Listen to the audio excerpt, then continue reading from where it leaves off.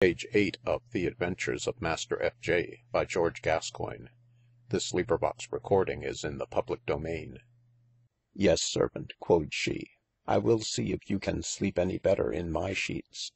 And therewith commanded her handmayd to fetch a paire of clean sheetes, the which being brought, marvellous fine and sweete, the Ladies Fraunces and Elinor did courteously unfolde them, and layd them on the bed, which done, they also entreated him to unclothe him and go to bed.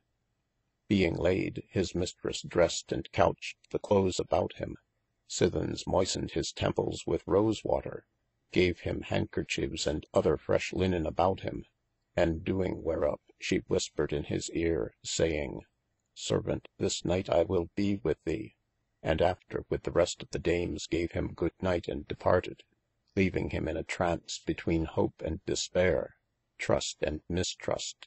Thus he lay ravished, commanding his servant to go to bed, and feigning that himselfe would assay if he could sleep.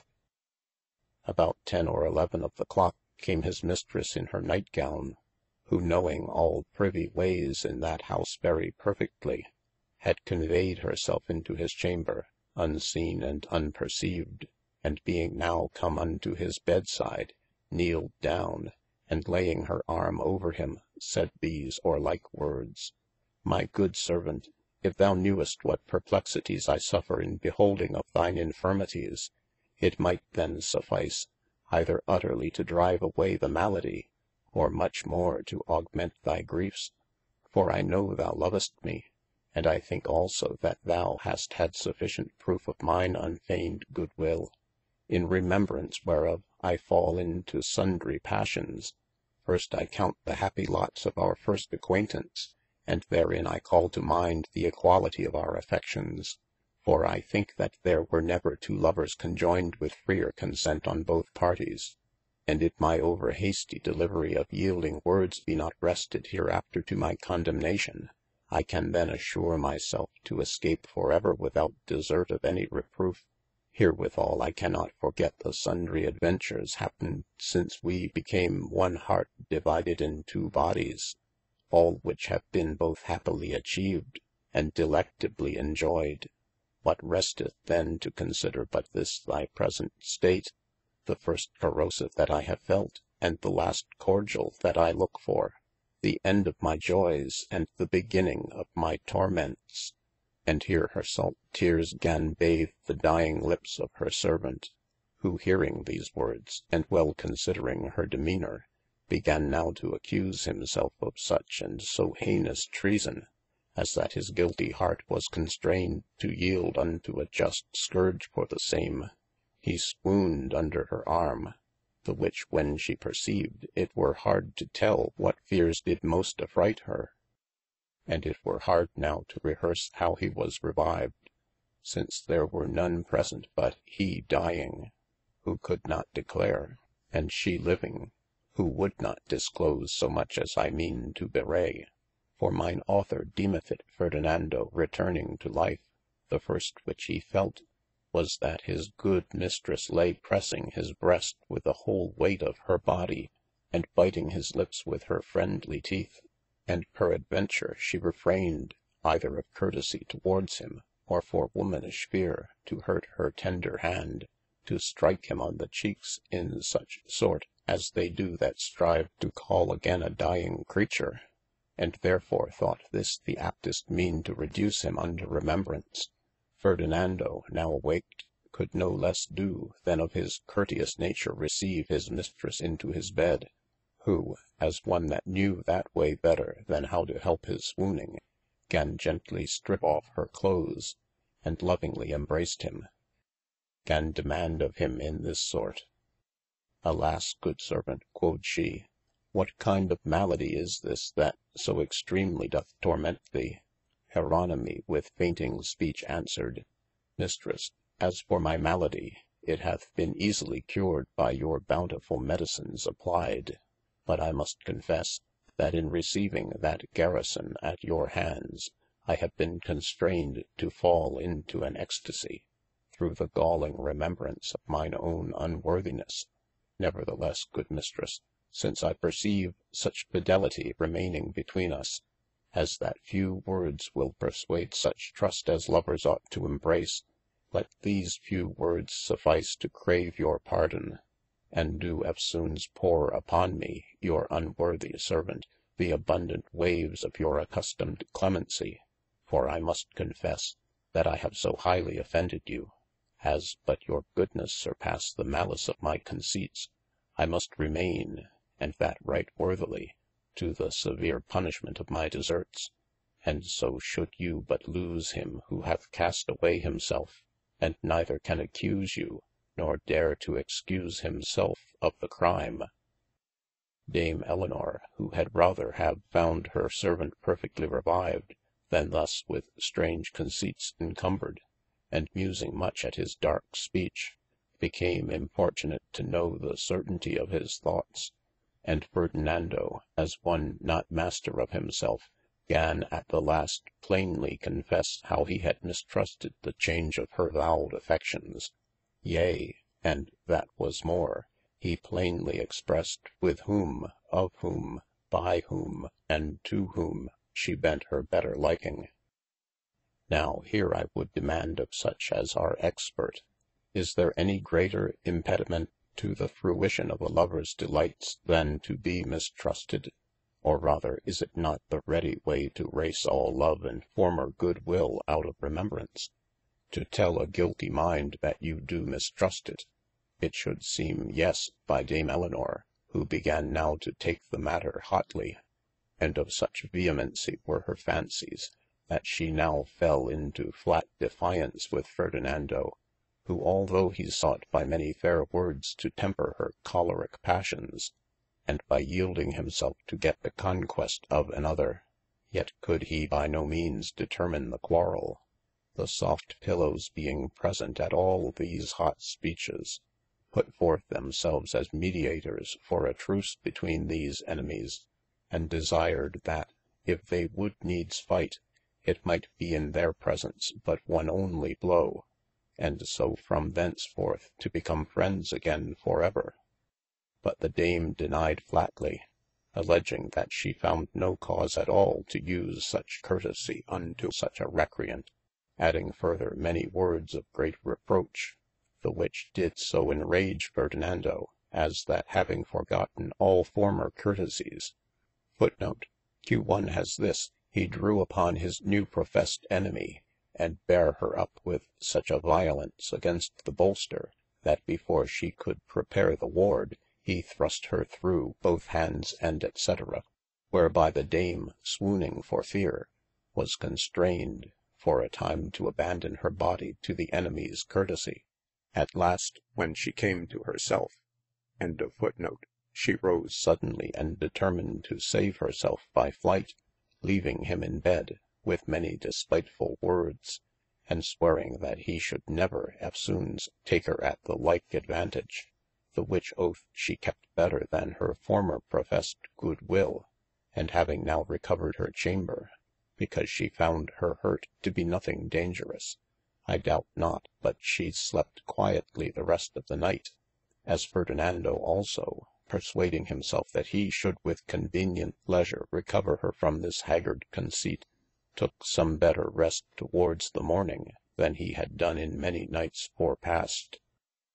So let them both sleep, whiles I turne my pen unto the before named Secretary, who being (as I say) come lately from Florence, had made many proffers to renew his accustomed consultations, but the sorrow which his Mistress had conceived in Jeronimy his sicknesse, together with her continuall repaire to him during the same, had been such lets unto his attempts, as it was long time before he could obtaine audience. At the last, these new accidents fell so favourably for the furtherance of his cause, that he came to his Mistress presence, and there pleaded for himself. Now if I should at large write his allegations, together with her subtle answers, I should but cumber your ears with unpleasant rehearsal of feminine frailty. To be short, the late disdainfull mood which she had conceived against Ferdinando, together with a scruple which lay in her conscience, touching the 11th article of her belief, moved her presently with better will to consult with this secretary, as well upon the speedy revenge of her late received wrongs, as also upon the reformation of her religion. And in very deed it fell out that the secretary, having been of long time absent, and there his quills and pens not worn so near as they were wont to be, did now prick such fair large notes, that his mistress liked better to sing Fa Burton under him than to descant any longer upon Ferdinando's plain song, and thus they continued in good accord, until it fortuned that Dame Fraunces came into her chamber upon such sudden as she had like to have marred all the musique. Well, they conveyed their cliffs as closely as they could, but yet not altogether without some suspicion given to the said Dame Fraunces, who although she could have been content to take any pain in Jeronimy's behalf, yet otherwise she could never have bestowed the watching about so worthless a prize. After womanly salutations, they fell into sudden discourses, the secretary still abiding in the chamber with them.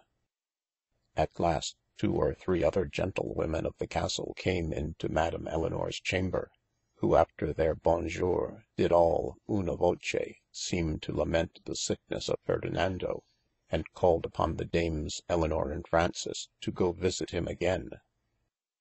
The Lady Fraunces courteously consented, but Madame Elinor first alledged that she herself was also sickly, the which she attributed to her late paines taken about him, and said, that only for that cause she was constrained to keep her bed longer than her accustomed hour.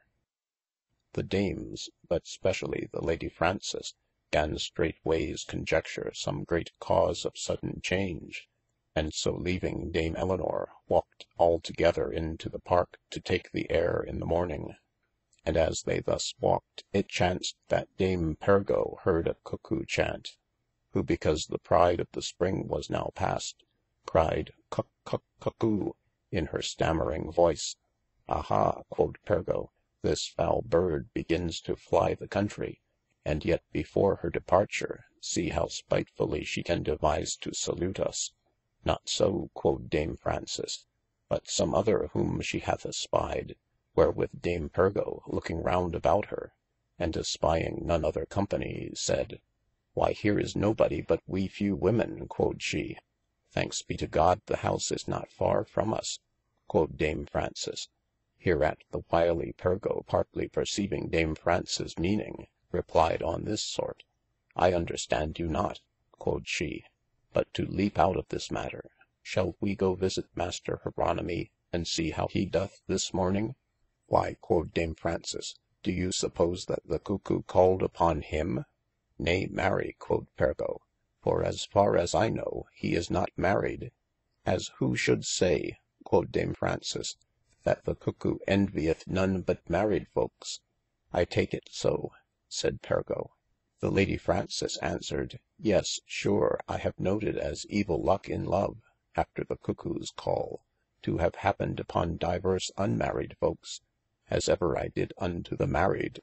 But I can be well content that we go unto him, for I promised, on the behalf of us all, that we would use our best devoir to recomfort him until he had recovered health.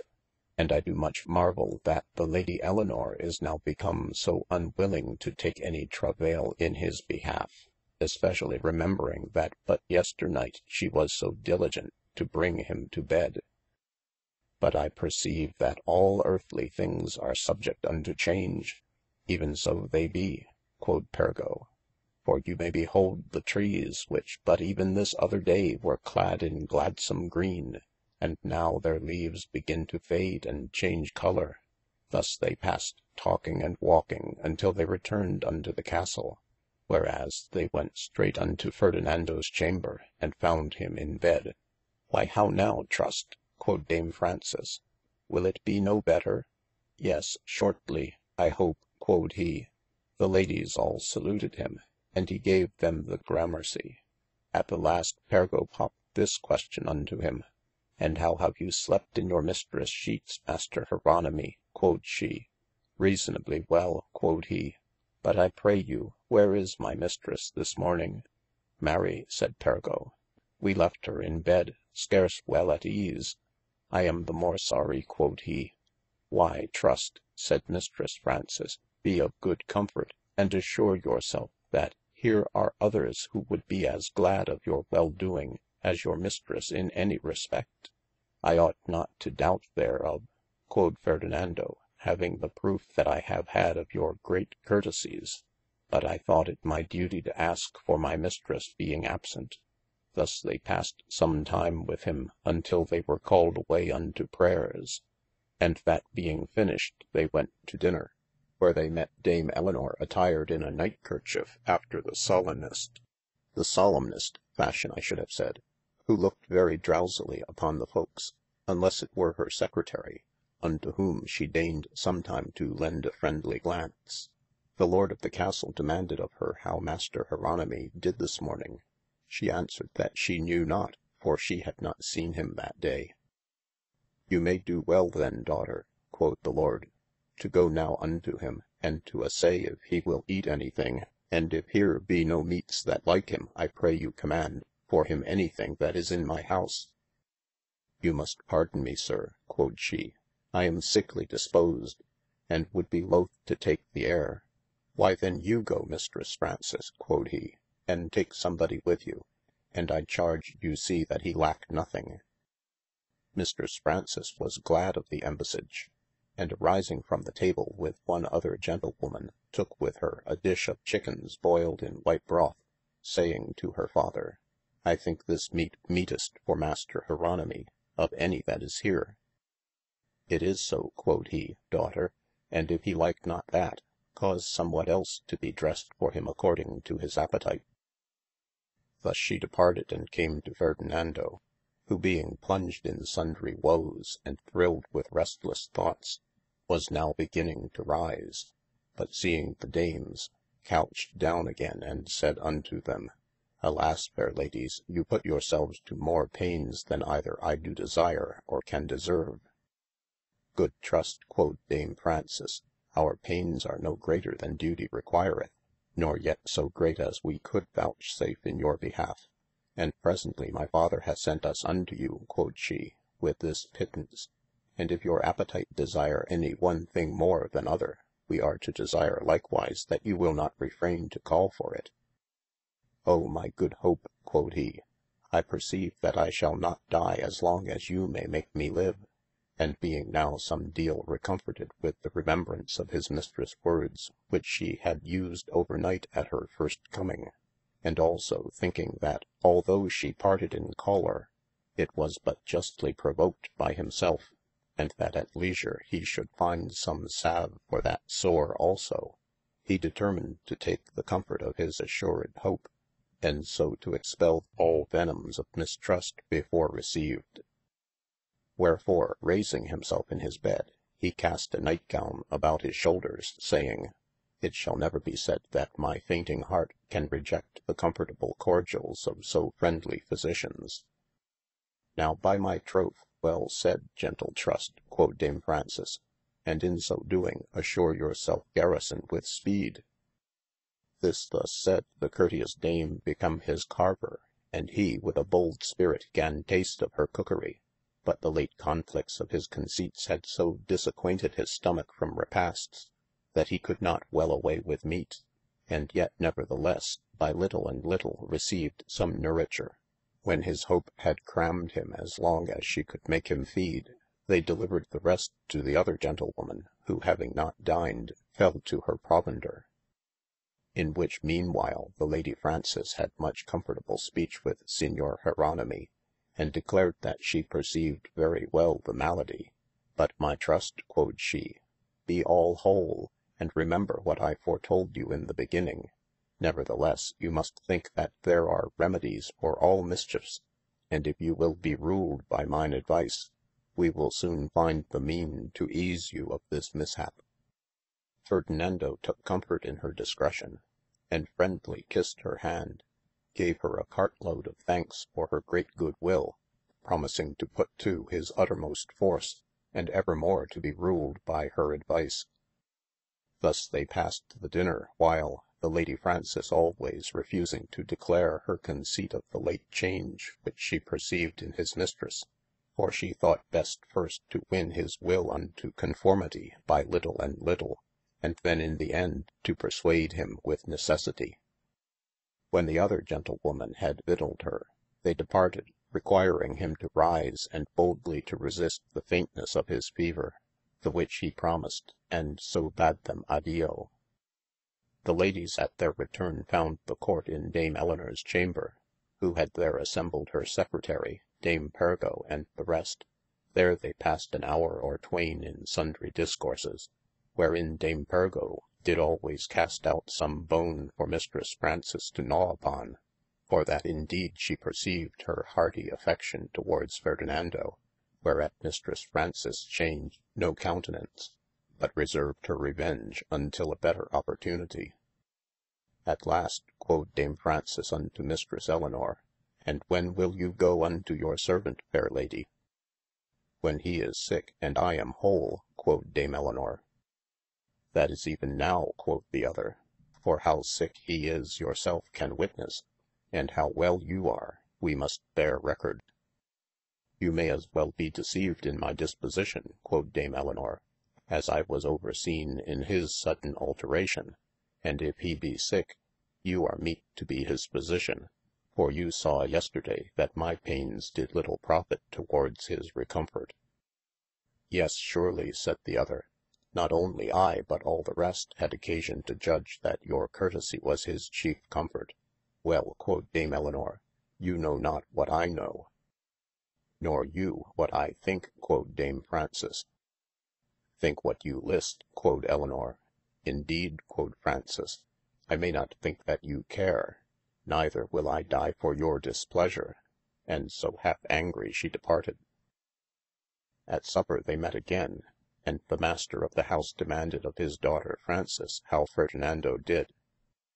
Sir, quod she, he did eat somewhat at dinner, and sithens I saw him not.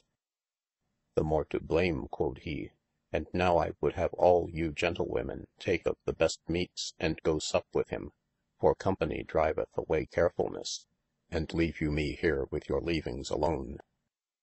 Nay, sir, quod Mistress Elinor, I pray you give me leave to bear you company, for I dare not adventure thither. The Lord of the Castle was contented, and dispatched away the rest, who taking with them such viands as they thought meetest, went unto Jeronimy's chamber, finding him up, and walking about to recover strength, whereat Dame Frances rejoiced, and declared how her father had sent that company to attend him at supper. Ferdinando gave great thanks, and missing now nothing but his mistress, thought not good yet to ask for her, but because he partly guessed the cause of her absence, he contented himself, hoping that when his lure was new garnished, he should easily reclaim her from those coy conceits. They passed over their supper all in quiet, and soon after Mistress Frances, being desirous to requite Dame Pergo's quips, requested that they might continue the pastime which Dame Pergo had begun overnight, whereunto they all consented, and the lot fell unto Dame Frances to propound the second question, who addressing her speech unto Ferdinando, said in this wise: Noble Governor, I will rehearse unto you a strange history, not feigned, neither borrowed out of any old authority, but a thing done indeed of late days, and not far distant from this place where we now remain. It chanced that a gentleman our neighbour, being married to a very fair gentlewoman, lived with her by the space of 4 or 5 years in great contentation, trusting her no less than he loved her, and yet loving her as much as any man could love a woman. On that other side the gentlewoman had won unto her beauty a singular commendation for her chaste and modest behaviour. Yet it happened in time that a lusty young gentleman, who very often resorted to them, obtained that at her hands which never any man could before him attain, and to be plain, he won so much in her affections, that forgetting both her own duty and her husband's kindness, she yielded her body at the commandment of this lover, in which pastime they passed long time by their politique government. At last the friends of this lady, and especially 3 sisters which she had, espied over much familiarity between the 2 lovers, and dreading lest it might break out to their common reproach, took their sister apart, and declared that the world did judge scarce well of the repair of that gentleman unto her house, and that if she did not foresee it in time, she should not only lose the good credit which she herself had hitherto possessed, but furthermore should disdain their whole race with common obloquy and reproach. These and sundry other godly admonitions of these sisters could not sink in the mind of this gentlewoman, for she did not only stand in defiance what any man could think of her, but also seemed to accuse them, that, because they saw her estimation, being their younger, to grow above their own, they had therefore devised this mean to set variance between her husband and her. The sisters, seeing their wholesome counsel so rejected, and her continue still in her obstinate opinion, addressed their speech unto her husband, declaring that the world judged not the best, neither they themselves did very well like of the familiarity between their sister and that gentleman, and therefore advised him to forecast all perils, and in time to forbid him his house. The husband, on the other side, had also conceived such a good opinion of his guest, and had grown into such a strict familiarity with him, that you might with more ease have removed a stone wall, than once to make him think amiss either of his wife or of her lover. Yea, and immediately after this conference, he would not stick thus to say unto his wife, Lamia, for so indeed was her name, thou hast 3 such busy-brained sisters, as I think shortly their heads will break. They would have me to be jealous of thee. No, no, Lamia, etc. So that he was not only far from any such belief, but furthermore did every day increase his courtesies towards the lover. The sisters being thus on all sides rejected, and yet perceiving more and more an unseemly behaviour between their sister and her minion, began to melt in their own grease, and such was their enraged pretence of revenge, that they suborned divers servants in the house to watch so diligently as that this treason might be discovered.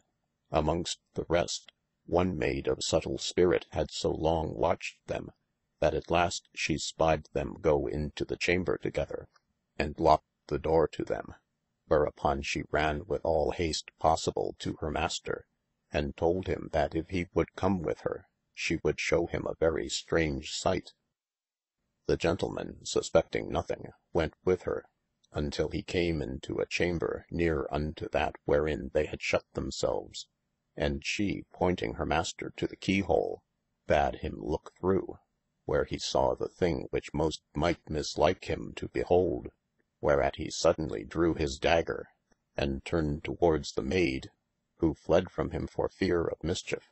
But when he could not overtake her, in the heat of his choler, he commanded that she should forthwith truss up that little which she had, and to depart his service.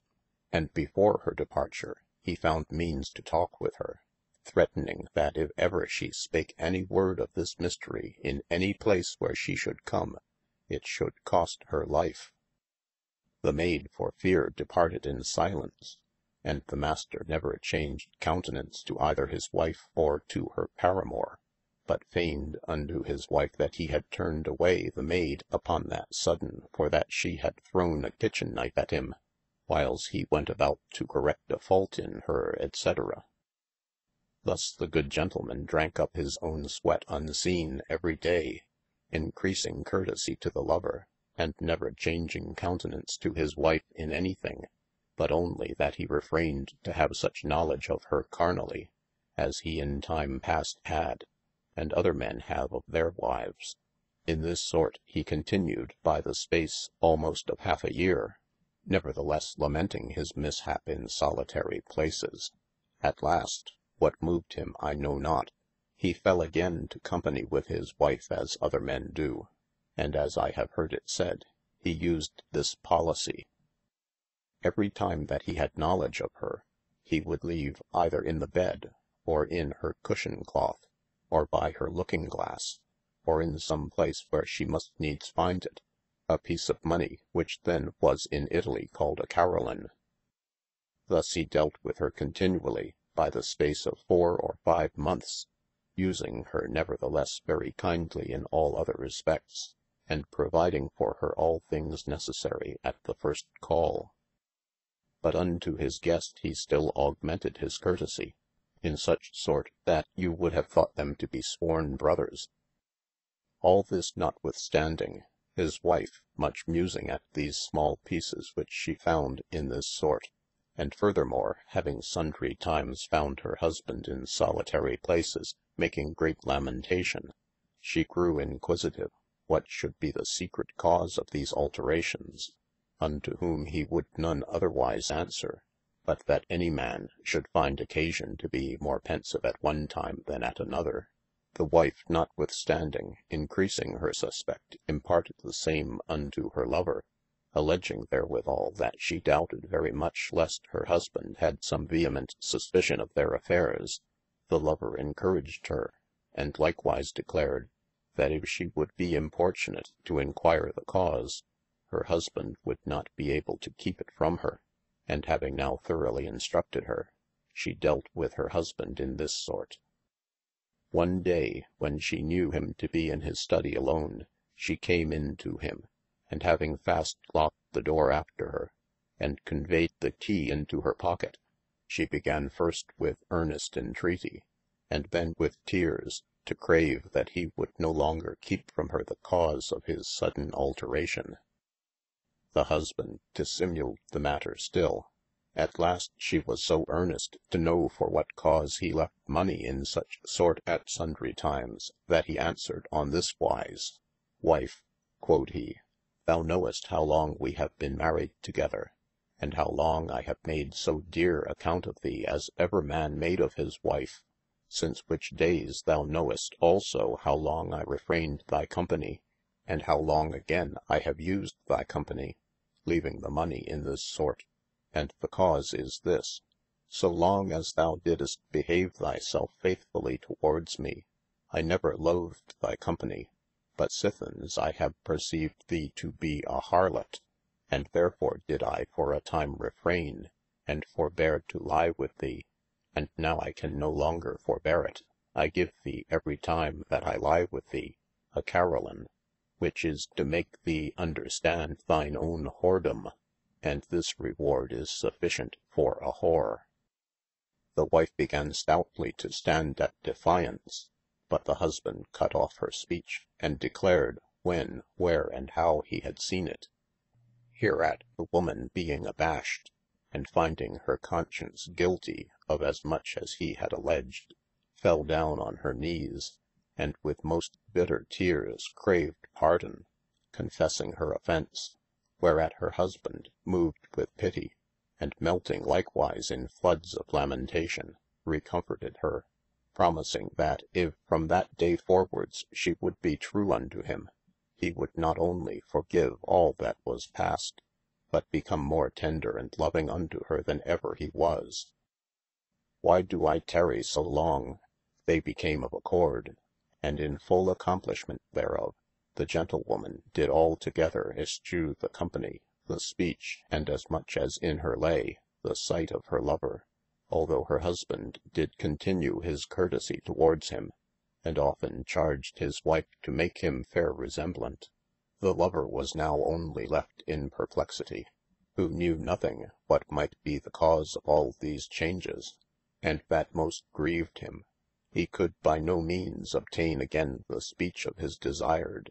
He watched all opportunities, he suborned messengers, he wrote letters, but all in vain. In the end, she caused to be declared unto him a time and place where she would meet him and speak with him. Being met, she put him in remembrance of all that had passed between them. She laid also before him how trusty she had been unto him in all professions. She confessed also how faithfully he had discharged the duty of a friend in all respects, and therewithal she declared that her late alteration and pensiveness of mind was not without great cause, for that she had of late such a mishap as might change the disposition of any living creature.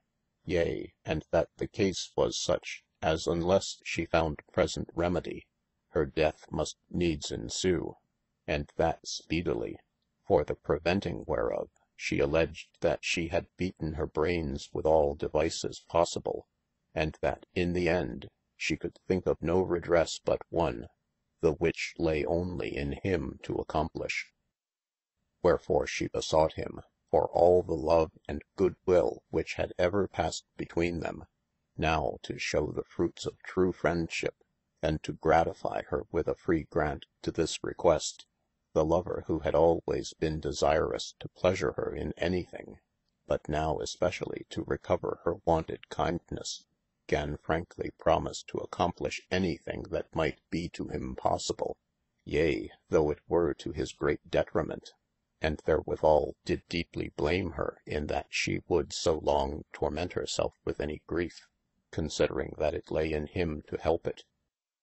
The Lady answered, that she had so long kept it from his knowledge, because she doubted whether he would be content to performe it or not, although it was such a thing as he might easily grant without any manner of hurt to himself, and yet now in the end she was forced to adventure upon his courtesie, being no longer able to bear the burden of her griefe. The lover solicited her most earnestly to disclose it, and she, as fast, seemed to mistrust that he would not accomplish it. In the end she took out a booke, which she had brought for the nonce, and bound him by an oath to accomplish it. The lover, mistrusting nothing less than that ensued, took the oath willingly, which done, she declared all that had passed between her and her husband, his griefe, her repentance, his pardon, her vow, and in the end of her tale enjoyned the lover, that from thenceforwards he should never attempt to break her constant determination. The lover replied that this was unpossible, but she plainly assured him, that if he granted her that request, she would be his friend in all honest and godly wise. If not, she put him out of doubt that she would eschew his company, and flee from his sight as from a scorpion. The lover, considering that her request was but just, accusing his own guilty conscience, remembering the great courtesies always used by her husband, and therewithal seeing the case now brought to such an issue, as that by no other means than by this it could be concealed from the knowledge of the world, but most of all, being urged by his oath, did at last give an unwilling consent, and yet a faithful promise to yield unto her will in all things. And thus being become of one assent, he remaineth the dearest friend and most welcome guest that may be, both to the Lady and her husband, and the man and the wife so kind each to other, as if there never had been such a breach between them. Now of you, noble Governor, I would fain learne, whether the perplexity of the husband when he looked in at the keyhole, or of the wife when she knew the cause why the carolines were so scattered, or of the lover when he knew what was his mistress' charge, was greater of the three. I might have put in also the troubled thoughts of the sisters and the maid, when they saw their good will rejected, but let these three suffice. Gentle Hope, quod Ferdinando, you have rehearsed, and that right eloquently, a notable tale, or rather a notable history, because you seem to affirme, that it was done indeed of late, and not far hence, wherein I note 5 especial points, that is, a marvellous patience in the husband, no less repentance in the wife, no small boldness of the maid, but much more rashness in the sisters, and last of all, a rare tractability in the lover. Nevertheless, to return unto your question, I think the husbands perplexity greatest, because his losses abounded above the rest, and his injuries were uncomparable. The Lady Frances did not seem to contrary him, but rather smiled in her sleeve at Dame Pergo, who had no less patience to hear the tale recited, than the Lady Frances had pleasure in telling of it. By this time the sleeping hour approached, and the ladies prepared their departure, when as Mistress Frances said unto the Venetian, although per case I shall not do it so handsomely as your mistress, yet good trust, quod she, if you vouchsafe it, I can be content to trim up your bed in the best manner that I may, as one who would be as glad as she to procure your quiet rest. Ferdinando gave her great thanks, desiring her not to trouble herself, but to let his man alone with that charge. Thus they departed, and how all parties took rest that night I know not. But in the morning Ferdinando began to consider with himself, that he might lie long enough in his bed before his mistress would be appeased in her peevish conceits. Wherefore he arose, and being apparelled in his night gowne, took occasion to walk in the gallery near adjoyning unto his mistress' chamber. But there might he walk long enough, ere his mistress would come to walk with him. When dinner time came, he went into the great chamber, whereas the lord of the castle saluted him, being joyful of his recovery. Jeronimy, giving due thanks, declared that his friendly entertainment, together with the great courtesy of the gentlewomen, was such as might revive a man although he were half dead. I would be loath, quoth the host, that any gentleman coming to me for good will should want any courtesy of entertainment that lieth in my power. When the meat was served to the table, the gentlewomen came in, all but Dame Elinor and Mistress Pergo, the which Ferdinando marked very well, and it did somewhat abate his appetite. After dinner his hope came unto him, and demanded of him how he would pass the day for his recreation, to whom he answered, even as it best pleased her. She devised to walk into the park, and so by little and little to acquaint himself with the air. He agreed, and they walked together, being accompanied with one or two other gentlewomen. And although there were now more cause that he should mistrust his mistress than ever he had before received, yet the vehement passions which he saw in her when she first came to visit him, and moreover the earnest words which she pronounced in his extremity, were such a refreshing to his mind, as that he determined no more to trouble himself with like conceits, concluding further, that if his mistress were not faulty, then had he committed a foul offence in needless jealousy, and that if she were faulty, especially with the secretary, then no persuasion could amend her, nor any passion help him, and this was the cause that enabled him after such passing pangs to abide the doubtful conclusion, and thus manfully and valiantly to repress faintness of his mind, nothing doubting but that he should have won his mistress to pardon his presumption, and lovingly to embrace his service in wonted manner. But he was far deceived, for she was now in another tune, the which Mistress Frances began partly to discover unto him as they walked together, for she burdened him that his malady proceeded only of a disquiet mind. And if it did so, my gentle Hope, quod he, what remedy? My good trust, quod she, none other but to plant quiet where disquiet began to grow. I have determined, quod he, but I must crave the help of your assured friendship. Thereof you may make account, quod she, but wherein? Ferdinando, walking apart with her, began to declare that there was some contention happened between his mistress and him. The lady told him that she was not ignorant thereof. Then he desired her to treat so much in the cause as they might eftsoons come to parley. Thereof I dare assure you, quod Mistress Frances, and at their return she led him into his mistress' chamber, whom they found lying on her bed, whether galled with any grief, or weary of the thing, which you wot of, I know not, but there she lay, unto whom Ferdinando gave 2 or 3 salutations before she seemed to mark him.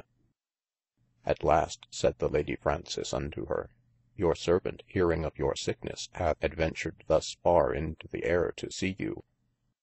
I thank him, quod Dame Elinor, and so lay still, refusing to give him any countenance.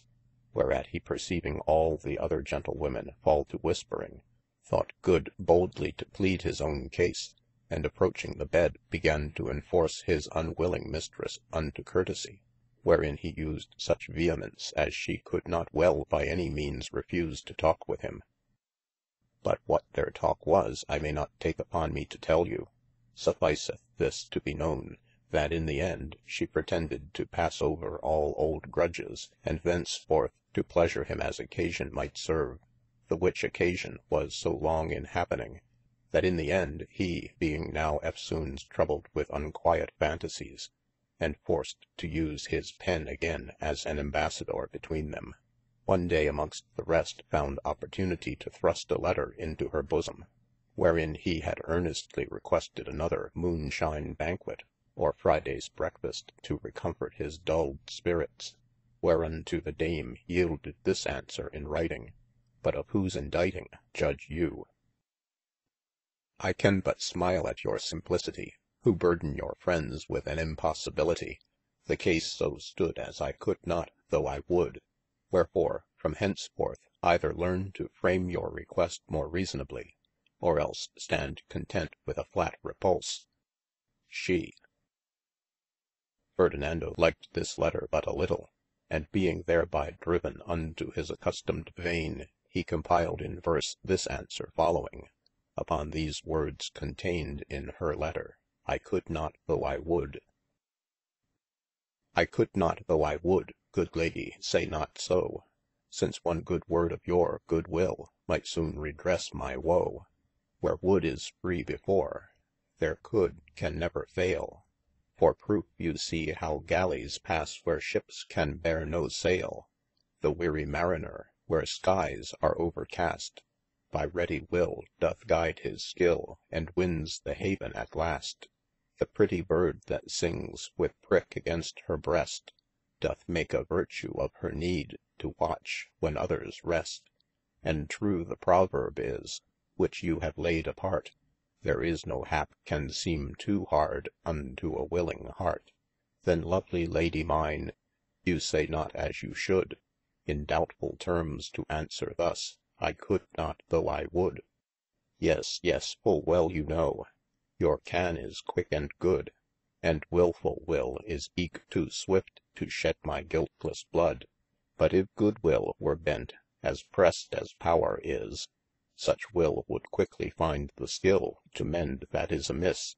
Wherefore if you desire to see my true love spilt, command, and I will slay myself, that yours may be the guilt. But if you have no power to say your servant nay, write thus, I may not as I would, yet must I as I may. Ferdinando Jeronimi. Thus Jeronimi replied upon his mistress' answer, hoping thereby to recover some favour at her hands, but it would not be. So that now he had been as likely, as at the first, to have fretted in phantasies, had not the Lady Fraunces continually comforted him, and by little and little she drove such reason into his mind, that now he began to subdue his humour with discretion, and to determine that if he might espie evident proof of his mistress' frailty, he would then stand content with patience perforce, and give his mistress the beso las manos. And it happened one day amongst others, that he resorted to his mistress' chamber, and found her a lo solito, lying upon her bed, and the secretary with Dame Pergo and her handmaid keeping of her company. Whereat Ferdinando somewhat repining, came to her and fell to dalliance, as one that had now rather adventure to be thought presumptuous, than yield to be accounted bashfull. He cast his arme over his mistresse, and began to accuse her of sluggishness, using some other bold parts as well to provoke her, as also to grieve the other. The Lady seemed little to delight in his dallying, but cast a glance at her secretary, and therewith smiled, when as the secretary and Dame Pergo burst out into open laughter, the which Ferdinando perceiving, and disdaining her ingratitude, was forced to depart, and in that fantasy compiled this sonnet. With her in arms that had my heart in hold, I stood of late to plead for pity so, and as I did her lovely looks behold, she cast a glance upon my rival foe. His fleering face provoked her to smile, when my salt tears were drowned in disdain. He glad, I sad, he laugh'd, alas the while, I wept for woe, I pined for deadly pain. And when I saw none other boot prevail, but reason rule must guide my skilful mind, why then quod I, old proverbs never fail, for yet was never good cat out of kind, nor woman true, but even as stories tell, won with an egg and lost again with shell. Ferdinando Hieronymi. This sonnet declareth that he began now to account of her as she deserved, for it hath a sharp conclusion, and it is somewhat too general. Well, as it is, he lost it where his mistress found it, and she immediately imparted the same unto Dame Pergo, and Dame Pergo unto others, so that it quickly became common in the house. Amongst others, Mistress Fraunces having recovered a copy of it, did seem to pardon the generality, and to be well pleased with the particularity thereof, the which she bewrayed one day unto Ferdinando in this wise. Of all the joyes that ever I had, my good Trust, quod she, there is none wherein I take more comfort than in your conformity. And although your present rage is such that you can be content to condemn a number unknown, for the transgression of one too well known, yet I do rather rejoice that you should judge your pleasure over many, than to be abused by any. My good Hope, quod he, it were not reason that after such manifold proofs of your exceeding courtesie, I should use strange or contentious language with so dear a friend. And indeed I must confesse that the opinion which I have conceived of my mistress, hath stirred my pen to write very hardly against all the feminine gender. But I pray you pardon me, quod he, and if it please you, I will recant it, as also per case I was but cloyed with circuitry, and presumed to think more than may be proved. Yea, but how if it were proved, quod Dame Fraunces? If it were so, which God forbid, quod he, then could you not blame me to conceive that opinion. Howsoever I might blame you, quod she, I mean not to blame you, but I demand further, if it be as I think and you suspect, what will you then do?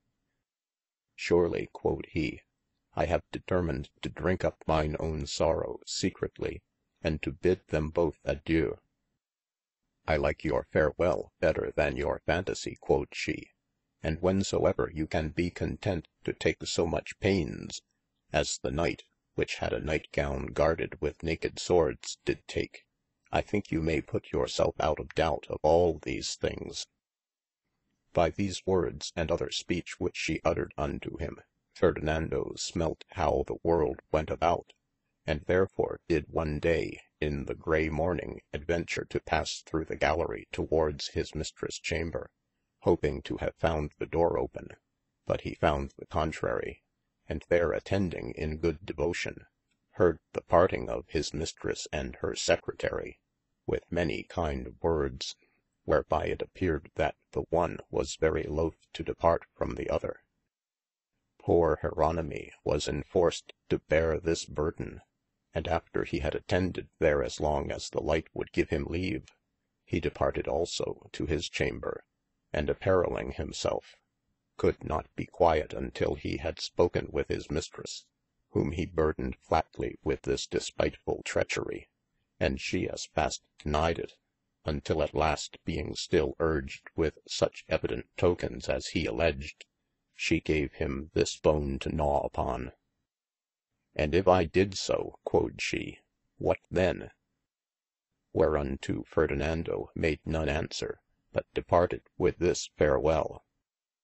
My losse is mine own, and your gaine is none of yours, and sooner can I recover my losse, than you enjoy the gaine which you gape after. And when he was in place solitary, he compiled these following for a finall end of the matter. And if I did, what then? Are you aggrieved therefore? The sea hath fish for every man, and what would you have more? Thus did my mistress once amaze my mind with doubt, and popped a question for the nonce to beat my brains about. Whereto I thus replied, each fisherman can wish that all the seas at every tide were his alone to fish, and so did I in vain. But since it may not be, let such fish there as find the gain, and leave the losse for me. And with such luck and losse, I will content my selfe, till tides of turning time may tosse such fishers on the shelfe. And when they stick on sands, that every man may see, then will I laugh and clap my hands, as they do now at me. Ferdinando Hieronimi. Thus Ferdinando, being no longer able to bear these extreme despites, resolved to absent himselfe, as well for his own further quiet, as also to avoid the occasion of greater mischiefs that might ensue. And although the exceeding courtesies and approved fidelity of Dame Fraunces had been sufficient to allure the fast liking of any man, especially considering that she was reasonably fair, and descended of a worthy father, who now fell flatly to move and solicite the same, yet such sinister conceipts had he taken by the frailty of Dame Elinor, as that rejecting all proffers, and condemning all courtesies, he took his leave, and without pretence of return, departed to his house in Venice, spending there the rest of his dayes in a dissolute kind of life, and abandoning the worthy Lady Francesina, who daily being galled with the griefe of his great ingratitude, did shortly bring herselfe into a miserable consumption, whereof after 3 years languishing, she died. Notwithstanding all which occurrences, the Lady Elinor lived long in the continuance of her accustomed change, and thus we see, that where wicked lust doth bear the name of love, it doth not only infect the light-minded, but it may also become confusion to others which are vowed to constancy. And to that end I have recited this fable, which may serve as example to warn the youthful reader from attempting the like worthless enterprise. I know not how my rude translation thereof will delight the finest judgments, but sure as Bartello writeth it in Italian, it is both pleasant and profitable, the which hath made me adventure thus to publish the same in such simple style as I am able to indite, desiring the gentle reader rather to take example of reformation therein, than to find fault at the homely handling of the same. Ever or never. End of page 8. End of the Adventures of Master F.J. by George Gascoigne.